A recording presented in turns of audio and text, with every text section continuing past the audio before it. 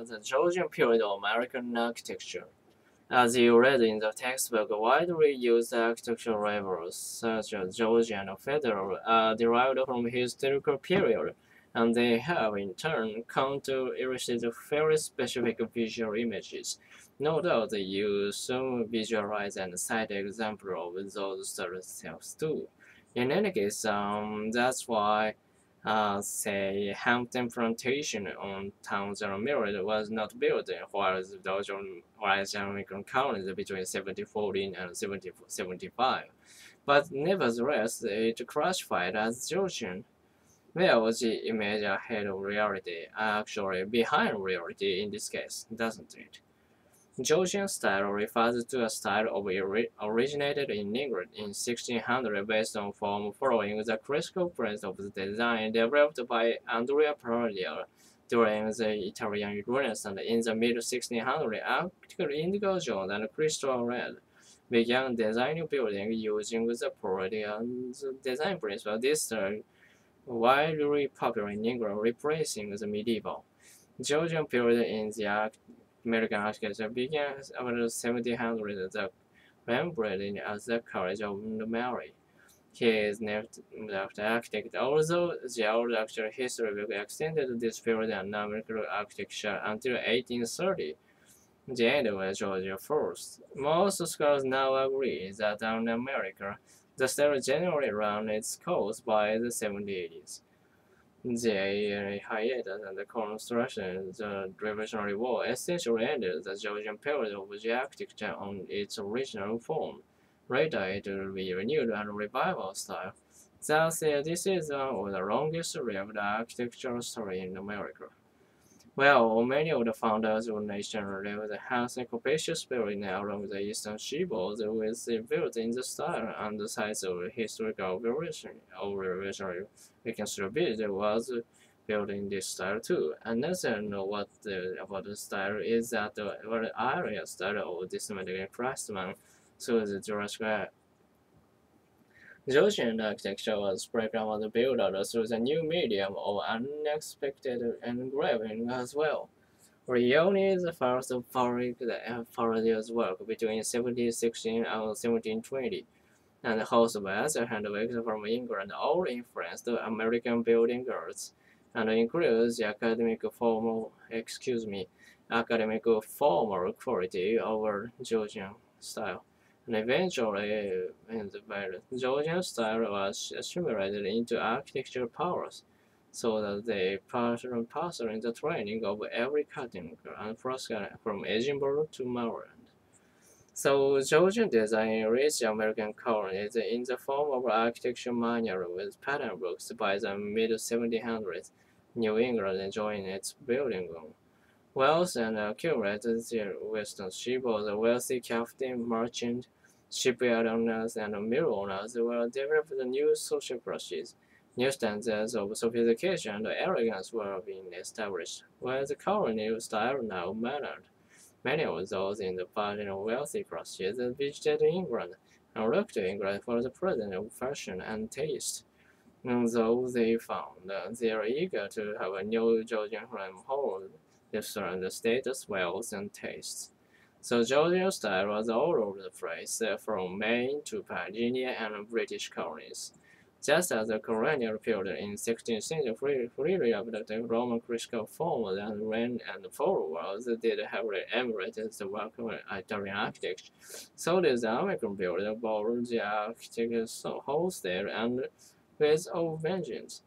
This style of new sustainable living, the multiplication of rooms led to increase specialization rooms into separate rooms to sleeping, dining, and tofu content and privacy was beginning to play a role in the colonies' lifestyle as they increased their wealth. After the revolution, Georgian conventions were slowly abandoned as a number of revival styles, such as the Gothic revival, enlarged their repertoires. Another reason for this is the association of colonial regime. Curiously, the Pennsylvania continued Georgian housing until the 1860s, the time of the Civil War, while New England abandoned Georgian style for the most time before 1800.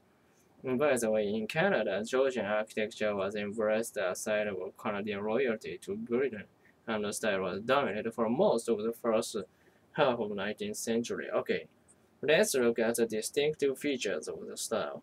Georgian architecture is characterized by a sense of proportion and balance.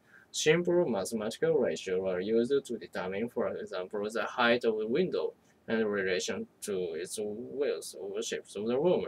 Regular is a term of approval because it shows symmetry and adherence to classical rules. On the other hand, the lack of symmetry was brought to fatal flaw. Regularity of house front along the street was a desirable feature of the Georgian town planning. Georgian design was usually one or more orders of architecture and other elements derived from ancient Rome or Greece. Oh, what are orders? Yes, orders are a formal system of proportion and are unique and direct and quaintly and as a major classical orders. Yes. Now look at the page 79. You can see the defining feature of Georgian architecture. Renaissance inspired rigid classical symmetry, axial intricacies, geometrical proportions, and sash window with a framing the sash whole pane in the glass. You do see what I mean? As you may also notice, the British Georgian building has a heat roof sloping down on the four sides, and American one side gives the roof. See? Now, look at the drawing of page 81. Look at the features of last dominant influence of Georgian architect, namely Palladian. Well, the features of Palladian design was especially prevalent in the mid-Georgian period. Look at those Virginia governor's power in the Roman front and Drake home near Charles, South Carolina. These Palladian influence, these being the epitome of American Georgian architecture. And you can distinguish the large classical cones and supported by those classical cones.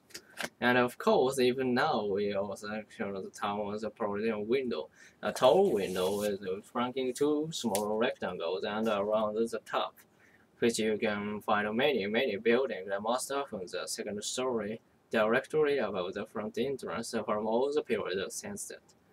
After almost a century of reviving European style, late 19th century American architecture began to look at their own national path for appropriate model for the creation.